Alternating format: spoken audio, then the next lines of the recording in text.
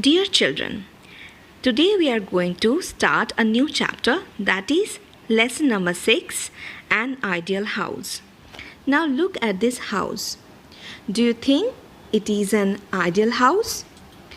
By the end of this chapter, we can conclude that whether this house has all the features that we can consider is as ideal house or not. There are several features of an ideal house, and in this chapter we are going to learn about them. We all know that we need a house to live. We require a house as it can protect us from heat, rain, cold, dust and from wild animals. That means it can protect us from the weathers as well as from the attack of any other animals. And that's why the cave-dwelling people, the early men, also lived in caves to protect himself from nature's fury. Fury means nature's sudden change, like rainfall, tsunami, earthquake, landslide, etc. After several years later, they learned to use many natural things like wood, leaves, etc. to build a safe shelter for himself and for his family. That means they left the cave and they finally can build a house. Let us discuss about some features of house. A house can be of many different types and sizes. You can see them all around you. As you can see it in the picture, a house protects us from heat, rain, cold and snow. A house also protects us from harmful animals, isn't? Now, many years ago, people did not live in the house, they used to live in the caves. That's why those people are also called the cave-dwelling people or the cavemen. When there were floods, people went to live on mountain tops to seek the shelter. Then people started living in huts on the ground. And these huts were made from branches and leaves of trees. But hut did not protect them from heavy rain as it can collapse. So people made houses with stones and mud. Even today as well, you can be able to see that people are building houses with stones and mud. But nowadays, houses are built with cement because they are much stronger. We see many such buildings in big cities. People also live in tents made up of canvas or cloth. And another most interesting thing, this type of house is movable. That means you can pack them and you can take them anywhere you want to go. So can we say these are portable houses? The next topic is people who help us to build a house. What we call them? We call them the carpenter. Mason, they also help us to build a house. We also require builder, plumber, and of course the electrician and the engineer who will build the plan of the entire house.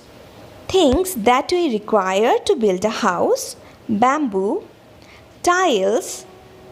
We also need tinted roofs. We need iron rods. We also need cement and of course wood. And bricks are the building block of the house. We also need stones. So now, what are the special features of an ideal house? The features of an ideal house can be grouped into 4 main headings or categories. What are they? Inside an ideal house, there has to be proper ventilation. Sunlight and air must pass through all the windows and doors. Sanitation is very important and there has to be some open space around the house. When all of these features are present in a house, only then we can say that that particular house is an ideal house. Let's talk about ventilation. What do you mean by ventilation? The free flow of fresh air in and out of your house or classroom is called ventilation. That means the windows and the door has to be big enough so that the fresh air can flow through them properly and you will not feel suffocated. We need to have plenty of fresh air in the house and rooms where we live.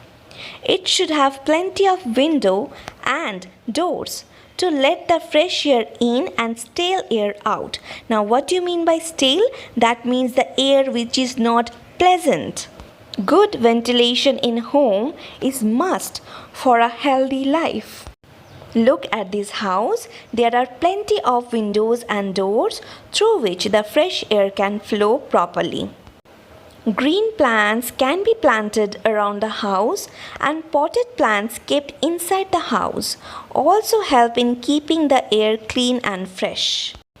These are some pictures for the reference. Next is sunlight. Sunlight makes the house bright and also kills germs, hence disinfecting the house. Disinfecting means that killing the germs and bacteria. Germs cause diseases and make us ill. A number of windows and an open courtyard will make sure that plenty of sunlight comes into the house. Courtyard means the empty space that is around your house. So if there will be empty space around your house, then the winds can flow properly through the doors and windows. Do you know? Sunlight helps our body to produce vitamin D and it is very essential for the proper growth of our body. Next is sanitation. Do you know cleanliness is next to godliness? If our surroundings are clean and neat, we always feel fresh and healthy. It is necessary that we keep ourselves and our house clean. Drainage and disposal of sewage waste water from the kitchen and toilets is called sanitation. That means cleaning all the waste materials from our house is called the sanitation. We should always throw garbage in proper dustbin which are covered. The house should be cleaned every day and we should also ensure that garbage is not thrown out in the open. Have you seen the pipes from the toilets and the kitchen sink? They are all going to a main pipe and it is finally going to the chamber where all the waste materials are being stored and disposed at a particular interval. That is the proper way of sanitation. Next is open space. The house should not be so clustered that we cannot move around freely. That means inside the house also there has to be some space so that we can walk around. There should be enough space so that we can clean it very often. Too many things should not be kept together. It will look very clumsy. I hope children that you got an idea of what will be the features of an ideal house. Read this entire chapter properly. We are going to discuss the doubts in the class. Thank you children.